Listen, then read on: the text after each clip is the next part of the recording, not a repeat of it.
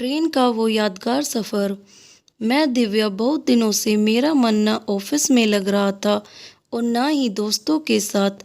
मैंने solo travelling की भी सोची, लेकिन मेरा मन वहाँ भी नहीं लगा। फिर मैंने ऑफिस से छुट्टी ली और ट्रेन की टिकट कटवा ली। मैं चाह रही थी कि कुछ दिन फैमिली के साथ सुकून के पल बिताऊं। अगले दिन मुझे दोपहर में ट्रेन पकड़नी थी। मैंने अपना सारा सामान रात में पैक किया और सोने चली गई।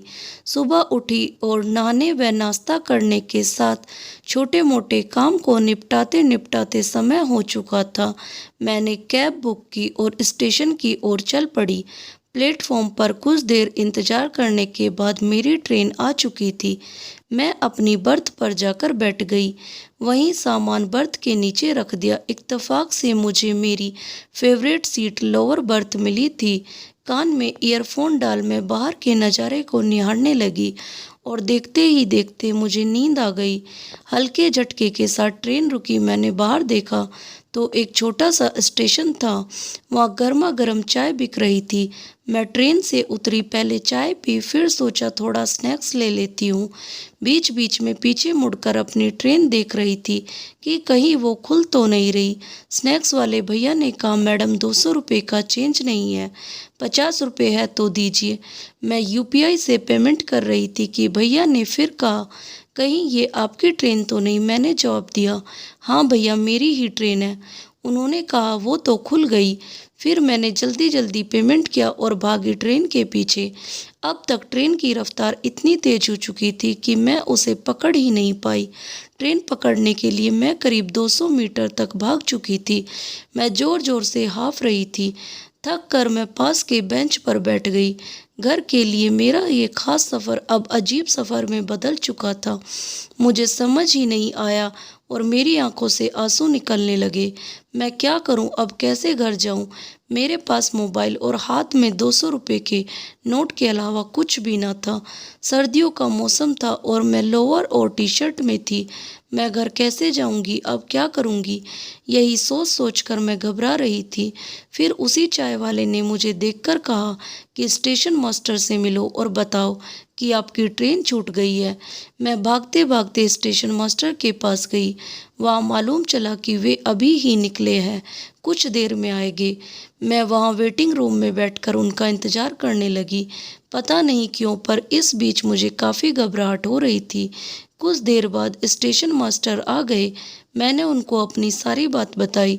थोड़ा झुंझलाते हुए उन्होंने कहा, तुम नौजवानों की यही बुरी आदत है, कान में हेडफोन लगा लेते हो और कुछ पता ही नहीं चलता है।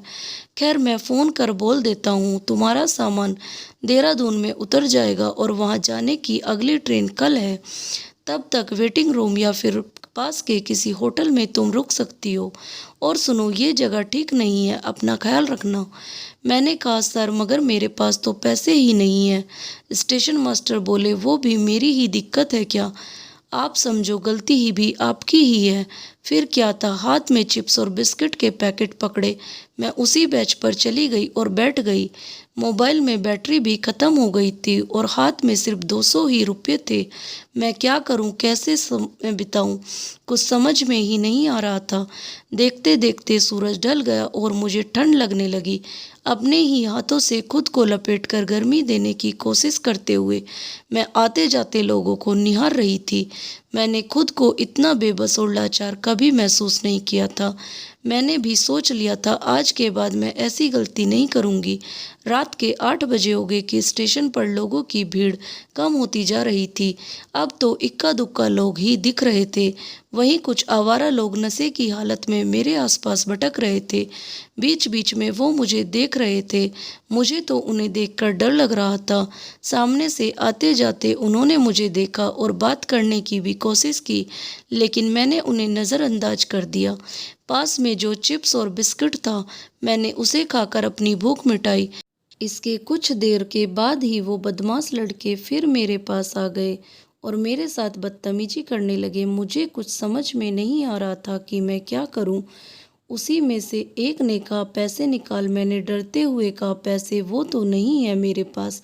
उन्होंने कहा, जो कुछ है वो निकाल। उनमें से एक लड़का बुरी नज़र से मुझे देख रहा था। वो हाथ मेरी ओर बढ़ा रहा था और उससे बचना चाहती थी। मेरा दिल ज़ोर ज़ोर से धड़कने लगा। इतने में कुछ गिरने की आवाज़ आई और किसी बच्चे की आवाज़ आई, अरे दीदी उठो, ये आपका मोबाइल है। मैं उठी तो मैं अभी भी ट्रेन की उसी सीट पर थी। मेरी आंख लग गई थी और मानो मुझे एक ऐसी सीख भी मिल गई थी जो गलती मैंने की ही नहीं थी। अब मैंने भी ठान ली, ना तो मैं किसी स्टेशन पर उतरूंगी और ना ही कान में हेडफोन डालकर प्लेटफॉर्म पर उतरूंगी। अब खुद को अपनी बर्थ पर पाकर सांस में सांस आई। इस यादगार सफ़र को मैं शायद कभी ना भूल पाऊँ। आपको मेरी कहानी कैसी लगी मुझे कमेंट्स करके ज़रूर बताएं और मेरे चैनल को सब्सक्राइब करना ना भूलें। धन्यवाद।